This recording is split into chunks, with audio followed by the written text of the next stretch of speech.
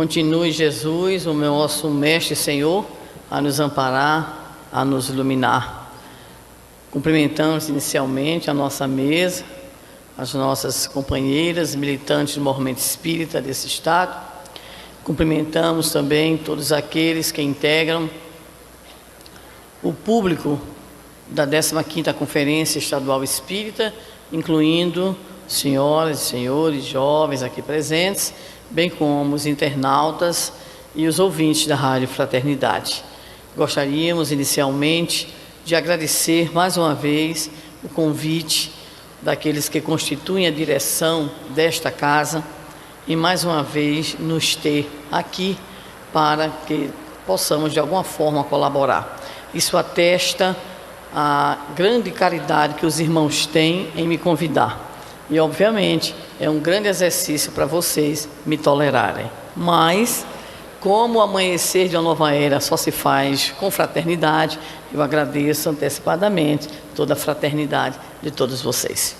Quando nós propusemos o tema Revolucionando a Própria Alma, alguém me indagou o que é revolucionar a própria alma. Lá vem Sandra falar de revolução. E, obviamente, que a expressão revolução diz respeito, muitas vezes, às coisas que ocorrem na nossa própria sociedade, na nossa própria história. Ouvimos falar, por exemplo, da Revolução Econômica, que a Revolução Industrial do século XVIII nos trouxe. Ouvimos falar também da grande Revolução Social, que é um marco na nossa história ocidental, ainda também no século XVIII, a Revolução Francesa. Ouvimos falar da chamada Revolução Política, em especial a grande Revolução Russa de 1917, e muitas outras revoluções que são sempre sinônimos de transformação, de mudanças muitas vezes radicais em razão direta a um passado ou tendo como causa uma radical mudança, uma radical transmutação das situações imediatamente anteriores.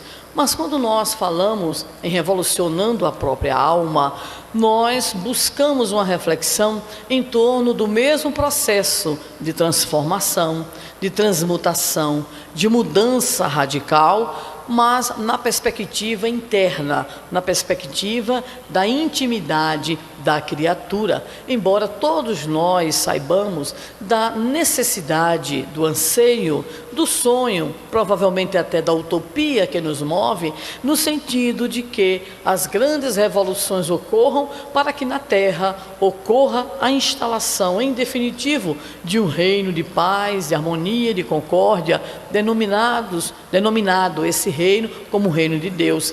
Não sem razão é que a última pergunta do Livro dos Espíritos está nestes termos, feita pelo nosso codificador. O reino do bem poderá um dia realizar-se na Terra? Essa questão vai receber a resposta do Espírito São Luís, que, destacando alguns pontos, nos esclarecerá. O bem reinará na terra, quando entre os espíritos que a vêm habitar, os bons superarem os maus. Então, eles farão reinar o amor e a justiça, que são fonte do bem e da felicidade. É pelo progresso moral e pelas práticas das leis de Deus que o homem atrairá para a terra os bons espíritos e afastará os maus. Mas os maus só a deixarão quando o homem tiver banido daqui o orgulho e o egoísmo. E, já no final da resposta, nos dirá ainda o Espírito São Luís: vós todos, homens de bem e de boa vontade, trabalhai, portanto, com zelo e com coragem na grande obra de regeneração, porque colhereis centuplicado o grão que tiverdes semeado. Ora, logo de imediato, São Luís nos vem colocando uma tarefa a realizar. E essa tarefa seria exatamente o combate ao egoísmo e ao orgulho. E é necessário, então, que nós retrocedamos um pouco ainda em O Livro dos Espíritos, em sua questão 917, quando o nosso codificador indaga: qual é o meio de se destruir o egoísmo? E mais uma vez nós vamos encontrar um outro espírito extraordinário, Fenelon, grande educador que defendeu a educação das mulheres na França do século XVI, é ele quem vai responder, nos afirmando: de todas as imperfeições humanas, a mais difícil de se desenraizar é o egoísmo, porque se liga à influência da matéria, da qual o homem, ainda muito próximo de sua origem, não pode libertar-se. Tudo concorre para entreter essa influência, suas leis, sua organização social, sua educação. Mais adiante afirmaria: o egoísmo se enfraquecerá com a predominância da vida moral sobre a vida espiritual e, sobretudo, com a compreensão que o Espiritismo vos dá quanto ao vosso estado futuro, real e não desfigurado pelas ficções alegóricas. Então, o conjunto das perguntas que constituem essa parte do Livro dos Espíritos vai então nos conduzir a uma colocação do nosso codificador de ordem bastante pragmática, porque se o objetivo para que um dia alcancemos o reino do bem é que nós alcancemos o progresso moral, se este progresso moral só pode ocorrer se em nós não existir mais orgulho e egoísmo, se o egoísmo é o vício radical, se o egoísmo deverá ser realmente extirpado em nossas vidas, a outra pergunta naturalmente seria a que se encontra na questão 919 e 919A da obra básica da codificação. Indagará Allan Kardec qual então o meio mais prático e mais eficaz para se melhorar nesta vida e resistir ao arrastamento do mal. E aí a resposta que todos nós conhecemos: um sábio da antiguidade já vos disse: conhece-te a ti mesmo. Como excelente pedagogo, Allan Kardec entendeu que o enunciado poderia ficar num campo extremamente teórico, e aí ele vai nos apresentar na questão 919A. Compreendemos toda a sabedoria dessa máxima, mas a dificuldade está precisamente em se conhecer a si próprio. Qual o meio de chegar a isso? É nesse momento que chegará um outro espírito para nos trazer a resposta. É o espírito conhecido na tradição histórica, teológica, como Santo Agostinho, e nos dará uma resposta relativamente longa, da qual extraímos alguns pontos apenas. Ele vai nos dizer: fazei o que eu fazia quando vivi na terra. No fim de cada dia, interrogava a minha consciência, passava em revista o que havia feito e me perguntava a mim mesmo se não tinha faltado ao cumprimento de algum dever e se ninguém teria motivo para se queixar de mim. E arremata: foi assim que cheguei a me conhecer e a ver o que em mim necessitava de resposta, aliás, de reforma. E ele vai nos dar alguns caminhos práticos e vai nos encaminhar para uma espécie de processo terapêutico, nos dizendo: formulai as vossas perguntas, indagai o que fizestes e com que fito, que motivo agistes em determinadas circunstâncias, se fizestes alguma coisa que a censurarias nos outros, se praticastes uma ação que não ousarias confessar, e perguntai se aprovesse a Deus nesse instante me chamar, o que eu teria então que apresentar. Vai nos dar uma espécie de conceito de síntese, nos afirmando: o conhecimento de si mesmo é, portanto, a chave do melhoramento espiritual. E como bom professor que também foi, afinal de contas, foi professor de retórica em Tagaste, em Roma, em Milão, em Cartago,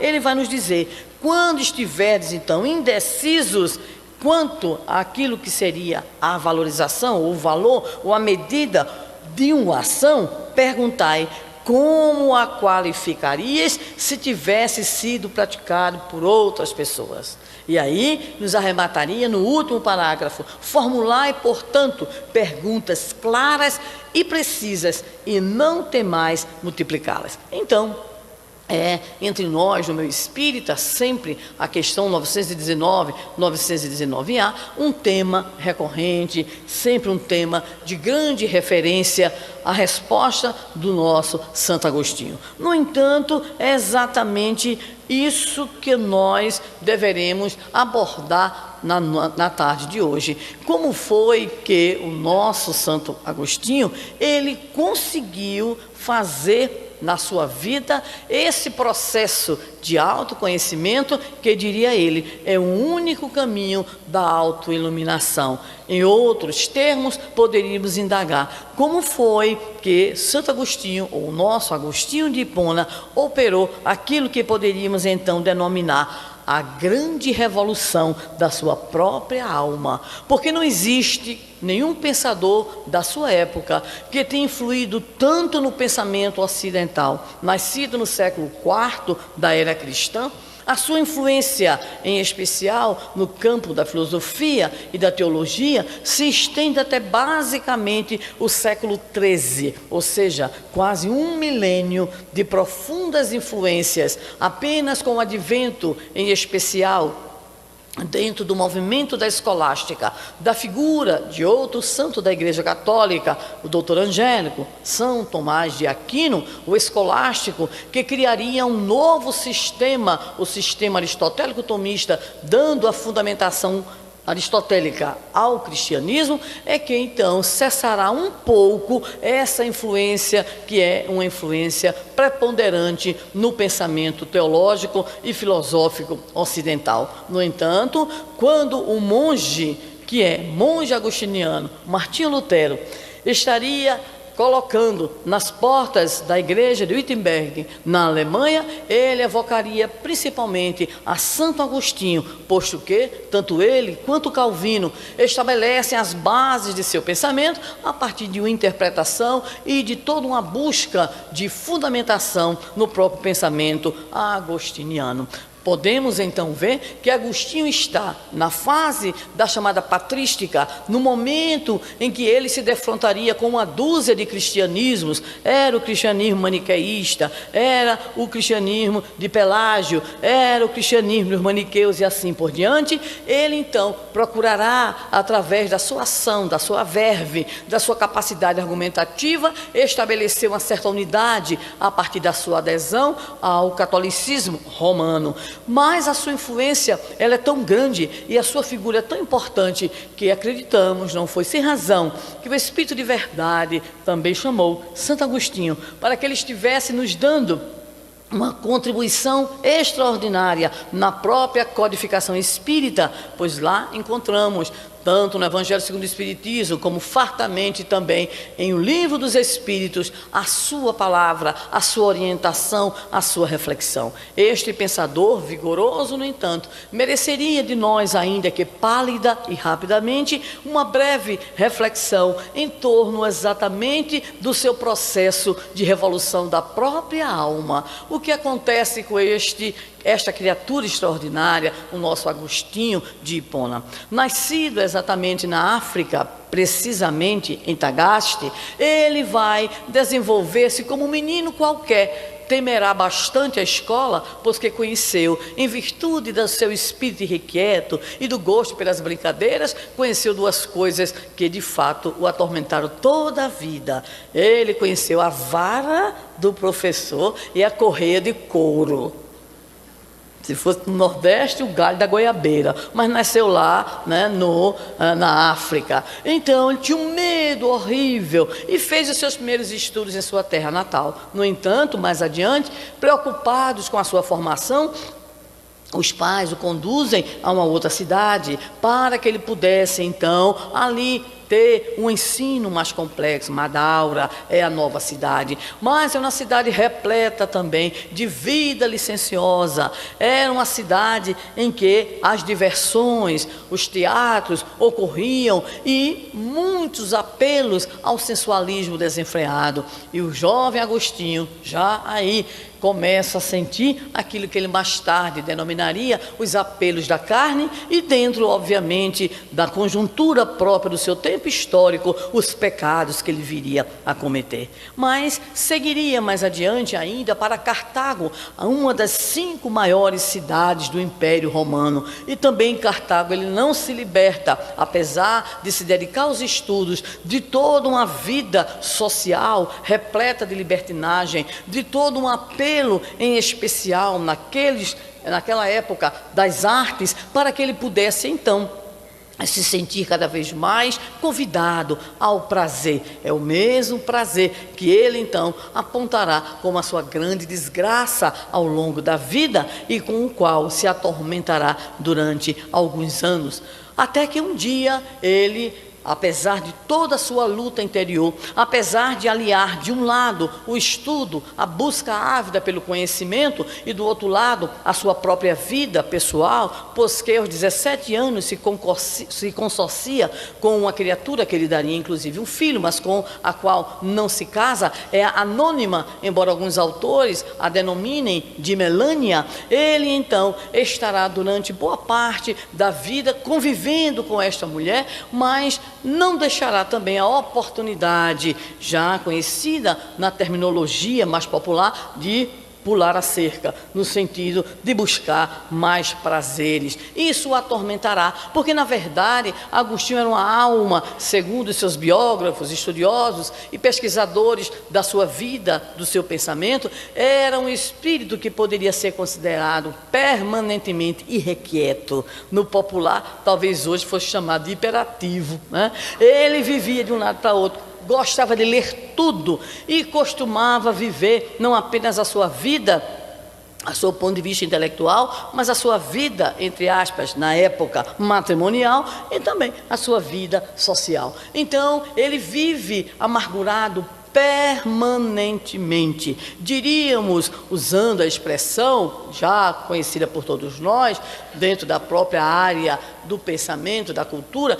vivia em crise permanente. Não era que surtasse todo o tempo, mas intimamente nunca se sentia completo. Afinal, isso vai acompanhá-lo mesmo depois da conversão, mesmo depois que ele, atormentado com as velhas questões da alma e com aquilo que ele denominou de forma tão poética, a saudade que ele tinha do próprio Deus, ainda assim, ele permaneceria irrequieto, ele permaneceria investigativo. E no dizer lúcido do pesquisador estudioso Huberto Roden, na verdade, ele estava muito mais à procura do Cristo do que do cristianismo.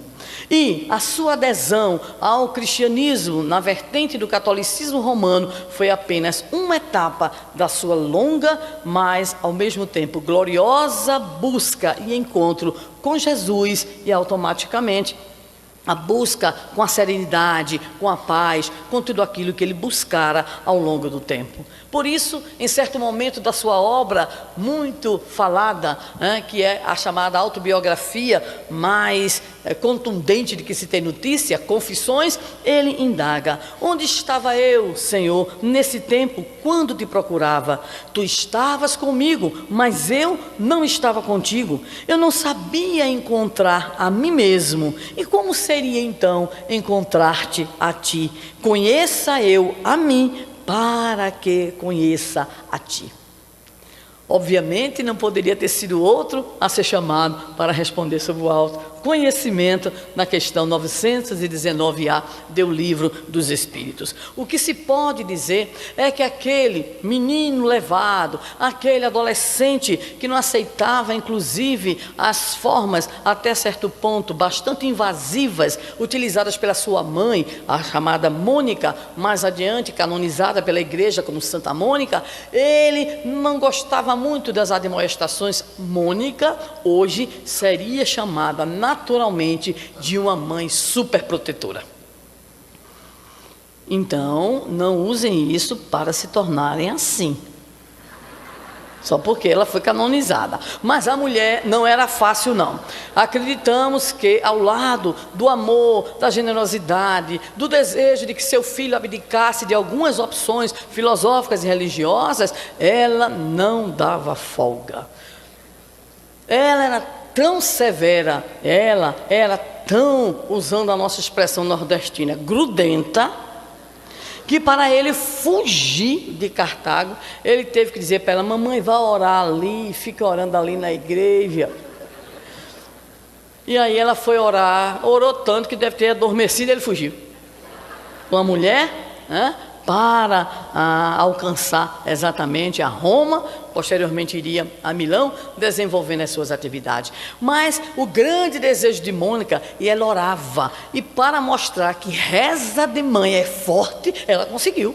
Portanto, oremos pelos nossos filhos. A mulher orou tanto, que ele vivia eternamente atormentado. Eu não sei se no meio dessa reza, data vênia, a própria Santa Mônica, ela não dizia assim: Senhor, atormenta ele, porque ele vivia atormentado. Ele vivia sem paz, ele vivia sem serenidade. Então, por mais que ele pudesse ter a companhia de pessoas agradáveis, muitos amigos, era muito inteligente, logo cedo, ele que houvera, então, optado pela chamada adesão ao maniqueísmo, se tornara chefe dos maniqueus, mesmo sendo apenas um ouvinte, conseguira inúmeros adeptos. Ele que havia sido professor, montado curso de retórica, ainda assim, ele não sentia no seu coração serenidade, paz. Isso nos faz lembrar o nosso conhecido Paulo de Tarso. Então Paulo, na sua estrada de Damasco, provavelmente em Agostinho está a mesma questão: onde encontrar a serenidade? Sentia-se assim chamado pelas coisas do mundo, mas ao mesmo tempo havia dentro dele uma sede de Deus, como ele dizia, e já dissemos, a saudade de Deus. Havia uma necessidade de encontrar respostas.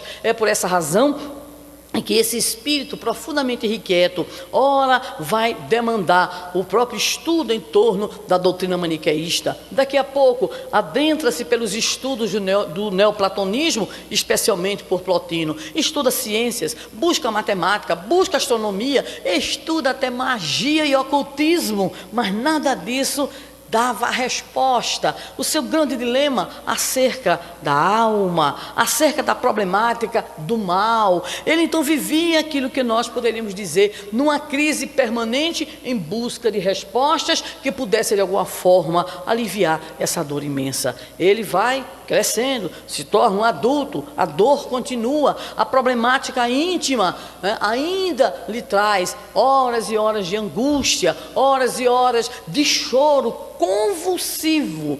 Horas ele estava profundamente manifestando no seu choro o arrependimento, não queria aquele tipo de vida, não desejava aquele tipo de vida, mas ao mesmo tempo ele também não tinha como que a coragem de abdicar de certas coisas. A sua mãe então dá um jeitinho, consegue mandar aquela mãe de seu filho de volta ao exílio na África, consegue arranjar uma noiva que era tão novinha que ele teve então que esperar para que a noivinha crescesse a fim de casar. Só que entre a noivinha crescer e os 2 anos que seriam exatamente o período, ele vai então ter o momento conhecido como o grande momento da sua conversão. Ele um belo dia estava na casa de um amigo seu, Alípio, e decide conversar um pouco, mas daqui a pouco ele sente uma espécie de chamado interior e ele entra. Era uma casa de campo, ele entra então campo adentro, chora convulsivamente e terá uma experiência mística das mais interessantes. Ele ouve uma voz de uma criança dizendo para ele assim: toma e lê. Toma e lê. É como se a criança estivesse cantando, com um ritmo bem próprio. Ele então volta, e aí entrando na casa do seu amigo Alípio, ele procura sobre a mesa as escrituras sagradas. Já havia ali então um exemplar, uma cópia das escrituras, e ele então, tomando aquelas escrituras, procede de modo que nós aqui, em grande parte, também o fazemos. Orou a Deus, pedindo de alguma forma, suplicava de alguma forma uma resposta para os embates, para a sua crise interior. Ele abriu Ele abriu e aí ocorreu o que alguns de nós aqui já tivemos a experiência. Por exemplo, nós tivemos um grande amigo nosso que quando esteve muito doente, voltou para Natal, o povo então, os amigos se reuniram, vamos fazer o evangelho no lar. Quando chegou no evangelho no lar, aquela alegria toda, vamos abrir então. E ele, graças a Deus, pediu a outra pessoa para abrir. Assim, abra para ver qual é a lição. Quando abriu, você já imagina a página. Se fosse um homem de bem, teria morrido. O amigo ficou apavorado e disse, não, deixa eu ler, eu quero ver. E viu. Então, a resposta do céu, quando a gente evoca, vem. Um dia eu estava meio aperreada. Tradução do nordestinês para o idioma daqui. Preocupada também. Atormentada, enfim, coisa e tal, né? E aí, preocupada com problemas familiares. Aí pronto, quando eu abro, Senhor, manda uma mensagem. Quando eu abri, caiu, credores no lar. Eu disse, Senhor, também não precisava dar uma resposta tão contundente. Podia ser uma coisa mais leve, uma coisa mais, né? Mas não. E daí em diante eu não peço mais não. Eu digo, mande se o senhor quiser. Eu não peço mais não, porque da vez que eu pedi o senhor foi duro comigo, então eu não quero mais pedir. Então ocorre que quando Agostinho abriu, olha o que foi caiu. Eu tinha caído no chão também. Caiu, Epístola de Paulo aos Romanos 13, e aí segue. Vai adiantada a noite e vem despontando o dia. Despojemo-nos, pois, das obras das trevas e revistamo-nos das armas da luz. Tá bom até aí, né? Segura. Vivamos honestamente como em pleno dia, não em glutonerias e bebedeiras, não em volúpias e luxúrias, meu Pai do céu, não em contendas e rivalidades, mas revesti-vos do Senhor Jesus Cristo e não serveis a carne para as concupiscências. E fechava, acolhei a quem é fraco na fé, e assim vai. E aí nesse momento ele diz a Límpio, agora eu tenho a resposta de Deus. E diz os seus biógrafos e aqueles que estudam o pensamento de Agostinho, morrera ali o pagão, o sensualista, o homem do mundo, e nascia ali em Milão o cristão que operaria a grande renovação e a grande unificação da igreja sob a bandeira do catolicismo romano. Então, o que nós observamos, meus queridos amigos, a partir de agora, é exatamente o que é que fez, porque a conversão é somente um passo, a aceitação é apenas um passo.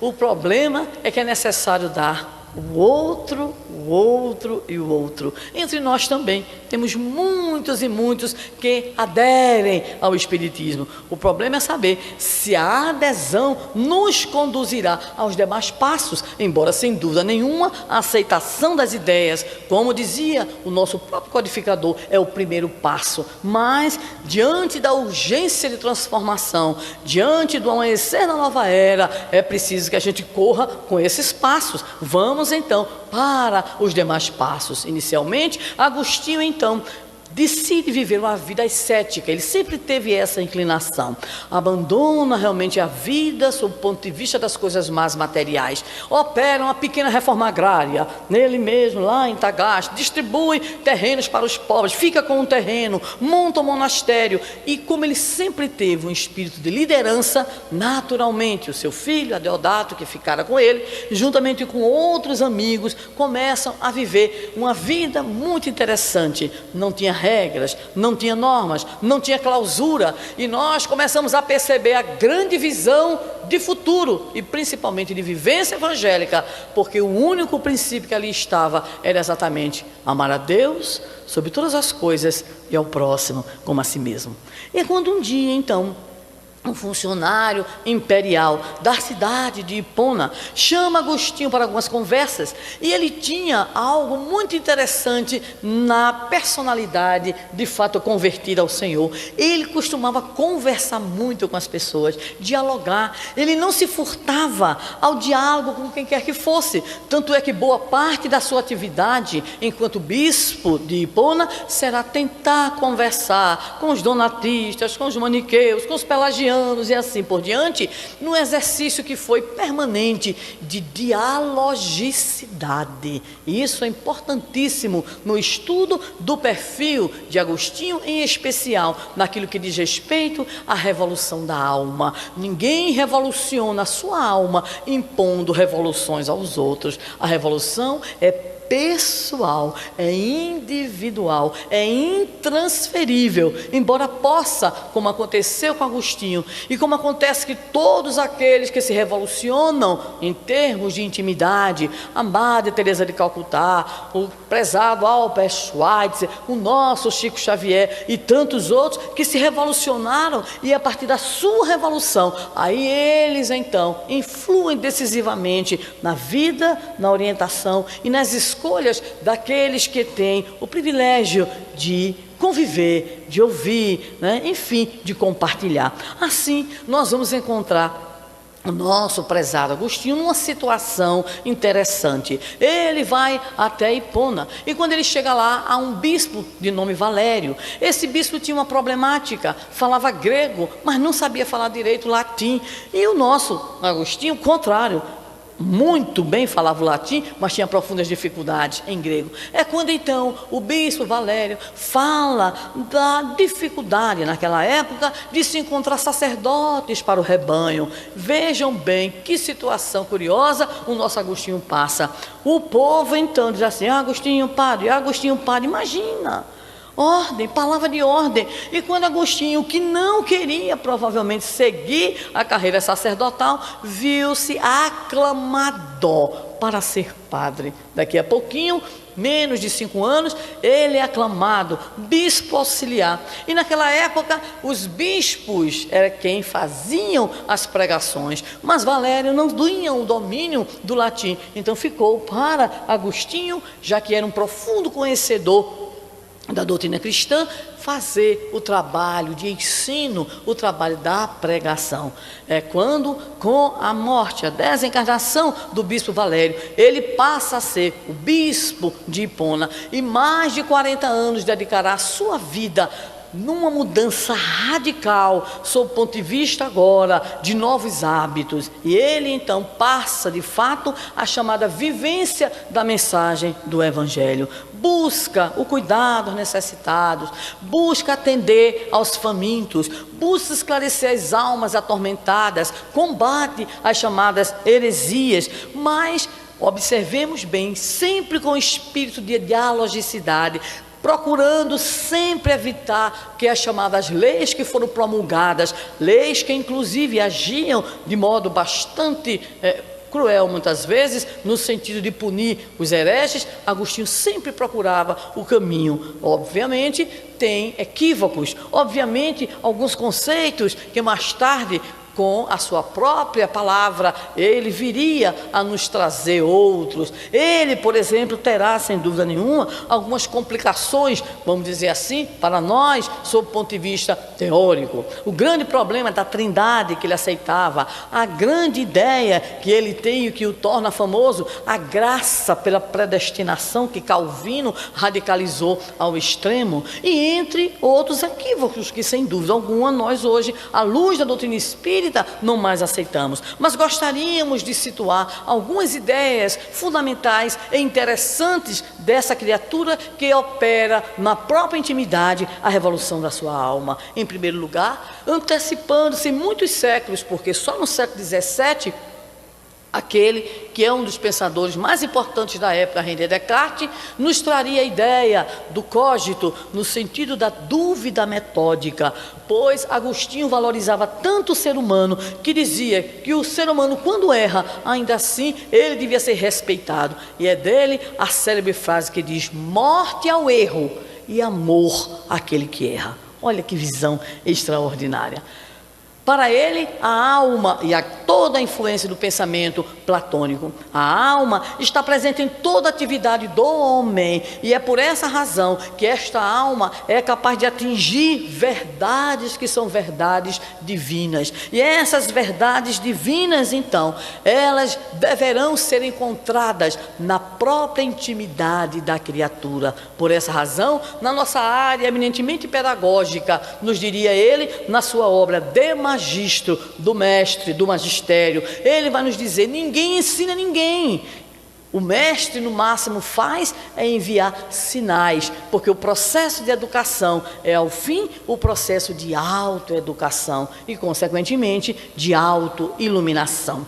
Foi isso que ele, então, vai buscar. O cultivo da virtude pela vontade, o cultivo daquilo que seria os valores do Evangelho no cotidiano, desde a vivência na própria comunidade, pois que ele fundara inúmeros mosteiros, ele primava pela simplicidade, não luxo, e principalmente, olha como seria bom para nós, cuidado com a língua, cuidado com a maledicência, cuidado com a ganância, cuidado com o luxo. Então, Agostinho vai nos trazer uma das maiores contribuições sob o ponto de vista da própria estruturação do movimento cristão, pois que, após a sua desencarnação, inúmeras instituições, inúmeros sacerdotes, para mostrar que ele trabalhava preocupado com duas coisas: a formação daquele que seria o sacerdote e principalmente também que este indivíduo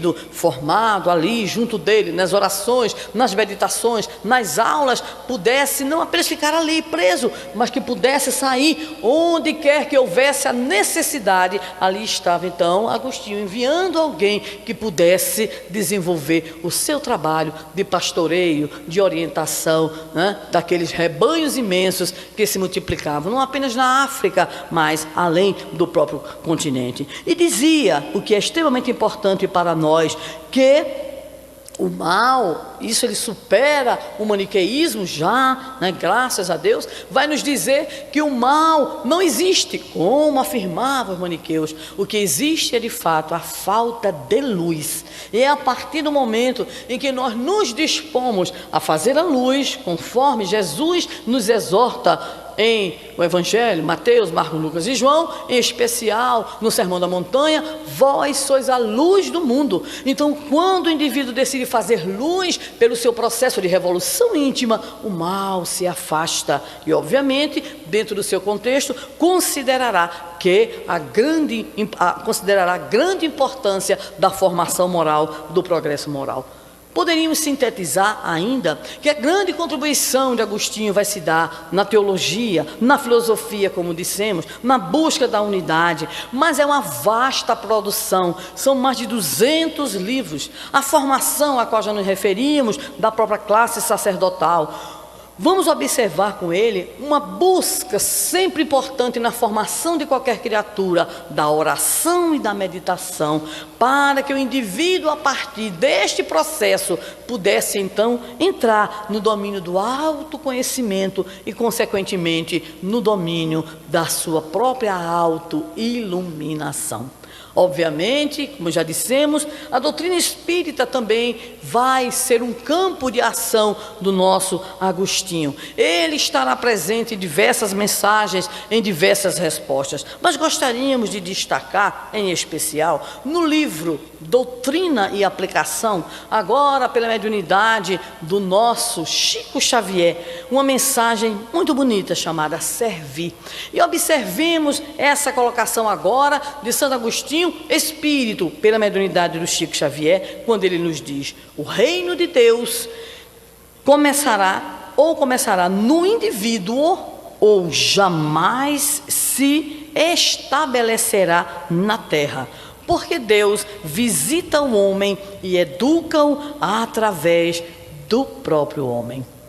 Observamos assim a harmonização perfeita da questão 1018, da questão 917, 919, 919A, com esse processo, essa luta e esse pensamento do nosso Agostinho, trazendo para nós então essa certeza de que nós não podemos pensar naquilo que seria o amanhecer de uma nova era, um novo mundo, esperando que algo aconteça de fora para dentro. É preciso fazer luz interna no próprio processo de autoiluminação. É preciso fazer luz a partir do momento em que identificamos a sombra que existe em nós e o desejo, que é sem dúvida nenhuma um grande motor, mas que deve ser seguido o desejo da vontade, que então nos induzirá à ação. E esta ação deverá se manifestar em todos os ambientes onde nós estejamos, e esta ação deverá, sem dúvida alguma, estar norteada pelos valores, pelo paradigma que o Evangelho nos traz, e para nós hoje, pela doutrina espírita, que é o cristianismo redivivo. Em uma singular história que consta do livro Contos desta e d'Outra Vida, também pela mediunidade de Francisco Cândido Xavier, existe uma singular mensagem, a mensagem de número 16.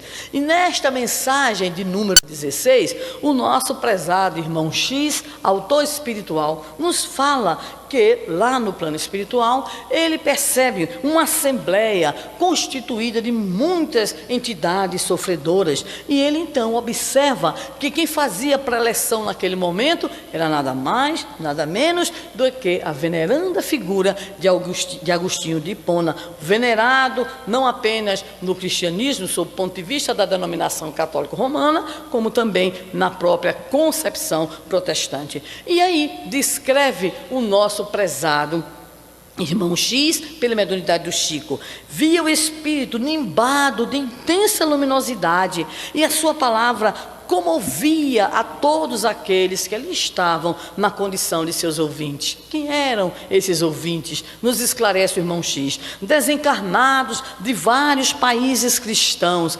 antigos professores de Hipona, de Tagasta, de Madaura, de Milão, e aí então todos aqueles que ali se encontravam ouviam a expressão de lucidez, de estímulo ao autoencontro, à autoiluminação. Diz ainda, eram também muitos guerreiros presentes, aqueles que tinham dado as suas vidas às causas meramente sociais do mundo material. E aí então, quando este orador extraordinário, após ter deixado o público eletrizado, sensível, emocionado, foi se dirigindo para sair, eis que um homem que trazia as marcas de recente liberação do corpo físico se acercou então do bispo de Hipona, do ex-bispo de Hipona, e lhe disse: grande apóstolo de nosso Senhor Jesus Cristo, dos 60 anos que eu vivi entre as criaturas humanas na terra,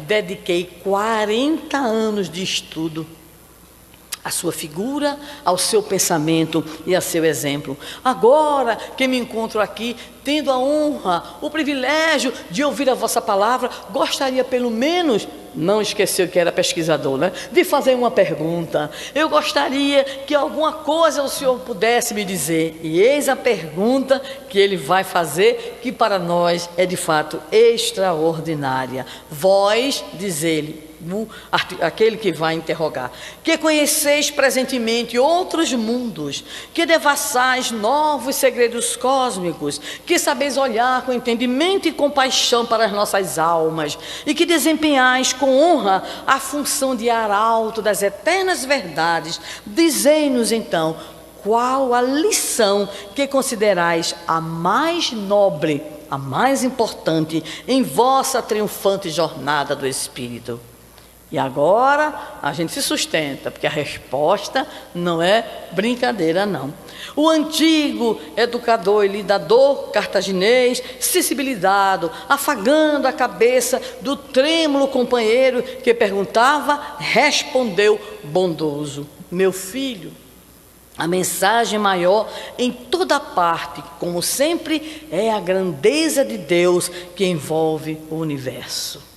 E aí ele diz: as constelações remotas, os sóis, os mundos, as flores e as gotas d'água, todos os fenômenos da natureza falam da glória oculta de Deus. E agora, no arremate, no entanto, o ensinamento mais alto que recebi até agora, no âmago da consciência, é aquela da minha própria transformação. Contado entre os maiores devassos e criminosos da terra, pude entrar pela abnegação de Jesus Cristo e a expressão que eu adorei, o fiador de nossas almas, em minha própria restauração na trilha de serviço que continuo a palmilhar. Portanto, queridos amigos e prezados irmãos, revolucionar a própria alma é exatamente proceder de modo semelhante. É a busca, sem dúvida alguma, intelectual, pois que também somos, e como somos, racionais. Precisamos de respostas, precisamos de compreensão. Precisamos aceitar as argumentações, mas é inevitável que na condição de criaturas humanas que desejamos a realização, nós possamos aliar, como diz também o nosso Agostinho, na mensagem a que nos referimos do livro Doutrina e Aplicação, que nós tenhamos então aprendizado mais aplicação, porque só isso significa de fato realização. A realização plena, pois, do cristão, do espírita, será, de um lado, a compreensão, o estudo, sem o qual nós não conseguiremos de fato estabelecer o progresso intelectual, mas somente a aplicação nos conduzirá ao progresso moral, esse fundamental e necessário ao progresso completo, a fim de que possamos, revolucionando então a própria alma, contribuirmos para o amanhecer de uma nova era, começando esse amanhecer em nós mesmos, pelo nosso esforço, pela nossa disciplina, pela nossa dedicação, pela nossa renúncia, pelo nosso sacrifício, pelo exercício constante que deveremos fazer dos valores que estamos, pelo menos agora, no plano intelectual, assimilando, compreendendo, para que de fato nós possamos chegar do outro lado da vida, dizendo do nosso esforço, dizendo que estivemos aqui procurando atingir, conforme as sábias palavras do Espírito Emmanuel, o grande alvo que deveremos perseguir, fazendo comentários em torno da mesma temática que o apóstolo Paulo nos apresenta em sua epístola aos Filipenses. Prossigo para o alvo, e Emmanuel nos diz: o alvo é a união definitiva do discípulo com o mestre, e essa união só pode ocorrer no nosso processo de revolução interior, pela mudança de paradigmas, para deixarmos para trás o homem velho, egoísta, orgulhoso, vaidoso, impertinente, pedante, para que o homem novo, a mulher nova, possam então surgir das páginas simples, puras e sacrossantas do Evangelho do Senhor. Para isso, este processo de revolução não pode ser, obviamente, tão fácil, não pode ser tão imediato, não pode ser tão logo, mas nós poderemos, sem dúvida alguma, suplicar ao Senhor que nos auxilie e exercitar a cada dia aquilo que o nosso Agostinho nos recomenda na questão 919A do Livro dos Espíritos: o autoconhecimento é a chave do progresso moral. Finalizando as nossas palavras nesse momento, evocamos alguém que também procurou realizar na sua intimidade o seu processo de revolução. Lembramos aqui nesse instante que finalizamos as nossas palavras, o grande poeta, pensador e educador Rabindranath Tagore, através da mediunidade límpida do nosso querido Divaldo Pereira Franco, que também opera a sua revolução interior, do livro Estesia, o canto 60, que nos diz o seguinte: penetra-me, Senhor, com o teu punhal de luz, rasgando a espessa treva interior em que me consumo. Em sofreguidão tenho te procurado pelos ínfios matagais, e quando chego já não estás, havendo partido para as longes terras do sem-fim. Penetra-me, Senhor, como se uma ridente madrugada devorasse toda a noite da minha alma mesquinhada no erro, a fim de que jamais me perca pelos báratros da insensatez. Desde há muito que te busco, todavia por onde passo, defronto as notícias de que já transitaste por aqueles sítios, ora ressequidos e tristes. Penetra-me, Senhor, e faz-me sangrar de tal forma que o lugar da ferida permita-me o dreno da purificação. Buscando o amor, tropecei no desejo, e ansioso pela paz, desperto na guerra. Só tu, Senhor, possuis a espada que fere e rasga sem magoar. Desse modo, Senhor, por que não me dominas? O dia vai longe, amanhã se afogou na força soberana do sol, e a tarde aproxima-se da noite. Receio as trevas e não possuo lume para caminhar. Coruscam as estrelas no zimbório, enquanto tropeço no chão em sombras. Domina-me, Senhor, antes que a treva me vença. Enche-me, preenche-me de luz e deixa-me clarificar os imensos caminhos dos transeuntes anônimos que seguem sem rumo, procurando nada. Acalma-me, Senhor, e deixa-me sentir e sofrer a tua presença, porquanto, possuído pelo punhal flamejante da tua força, não mais me pertencerei e poderei asseverar nesta noite de paixões: não vivo mais, é o Senhor poderoso, o Rei de todos os reis, quem vive em mim. Penetra-me, Senhor, e não me abandones jamais. Muito obrigado.